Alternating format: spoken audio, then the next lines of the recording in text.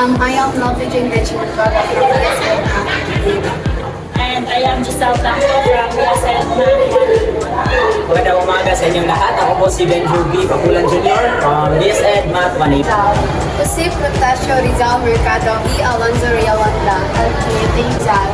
For me, the two famous recruiters out is the Pauline Banner and the Neil Filibos kids. As what I have remembered, it's Theodora Alonso. So, para sa akin is, yes, Rizal is our national hero since siya lang ang nag-iisang hero na nag-promote ng hindi lahat ng bagay ay kailangan natin idaan sa dahas at hindi lahat ng bagay ay makukuha o ang kalayaan ay makukuha sa pamamagitan ng giyera. So minsan kailangan din natin mag-isip kung hindi naman talaga natin kaya. Kaya nakukonsider ko si Dr. Jose Rizal as our national hero since ang kanyang mga sulat o akda ay nagpamulat sa mga Pilipino noon na kung saan ito ang nag-udyok sa kanila para magsimula para mangarap na magkaroon ng kalayaan ng ating bansa. So, para sa akin din is si Rizal ay kinikonsider ako na isang yan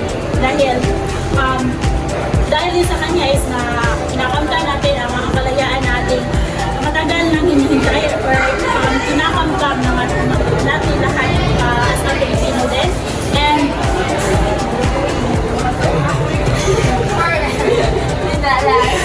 For me, yes, because like what Giselle said, na kung ano nakapagtanan ko ng aking kalayaan.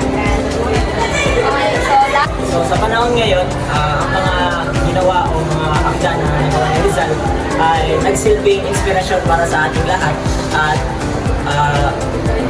nagsilbing guide para sa ating lahat na kung paano mamuhay ang totoong Pilipino.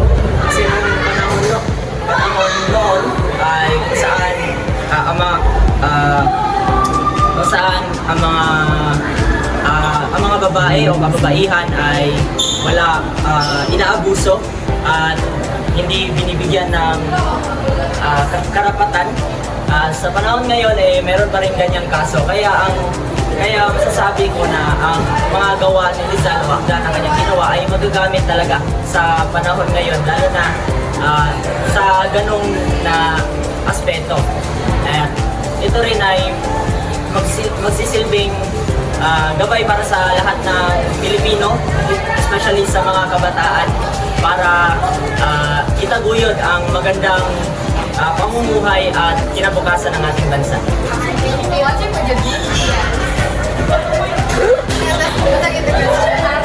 what are the significance of Rizal's works on the life of Filipinos in the present time? For me is the significance niya for kalayaan sa pag-aaral. And mostly karon magagamit siya this present. Mostly karon mga kabataan is nakapag-eskwela dyan, but naasay ko ba nga wala?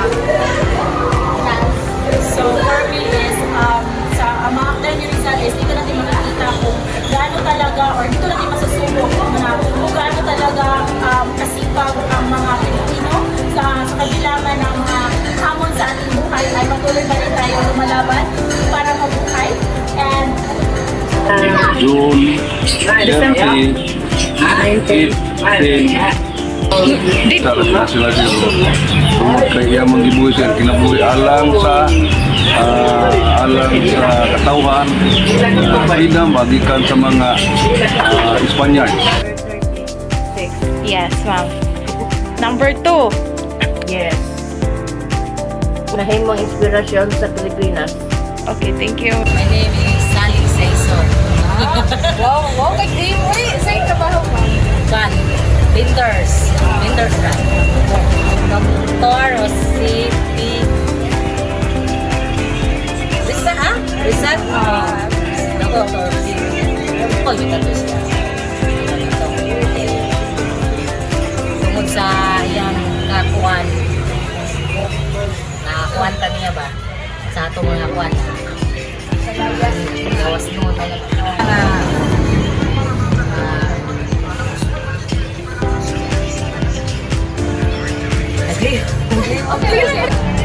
Nakuan sa atong mga kagawasan niya. Nakuan tagod sa atong mga ibuhaton. Sige, thank you. So, ano pangalan ng kuya? Jerwin, Pilito. Galis, Oh, so, nasa may trabaho na to? Pintor. Winter. So, karon kay interview ka na mo itungod sa panang kinabuhi og mga ipangbuhat ni Rizal sa una. So, first na mong pangutana is kanus-an namatay si Rizal? December 30. Wow. So, next is konsidera pa nimo si Rizal as national hero na to? Ano si Nagiro, Mitch, yan? Ano man? Sa kalang tungkol sa pagbubuhat ng mga kayuban.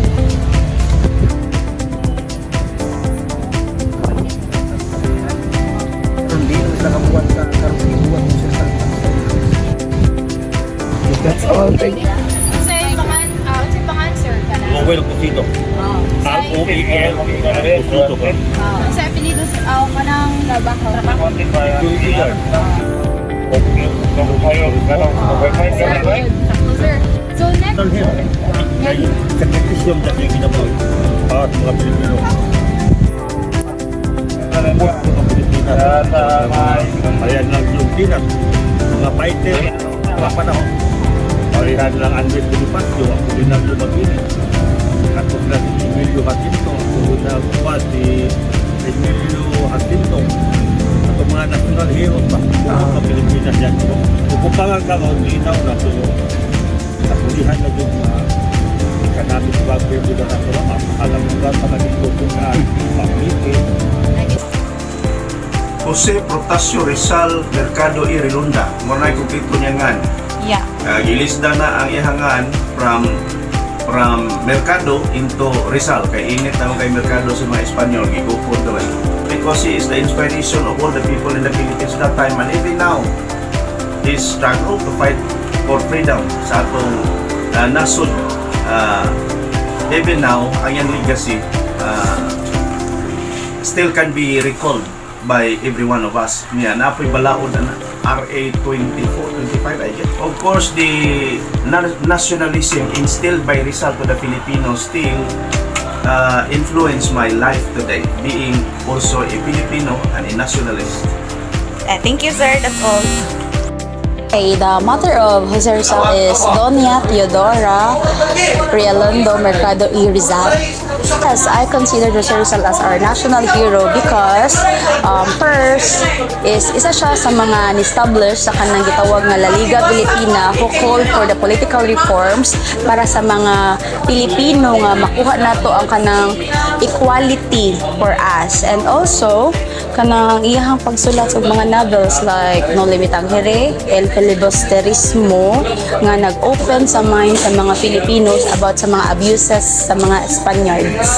And lastly, he offered his life para sa mga Pilipino. Namatay siya para nato sa iyahang fight na kanang freedom for the Filipinos and the freedom sa mga abuse sa mga Spaniards for the Filipinos. And that's all. Thank you. Thank you kay ma'am.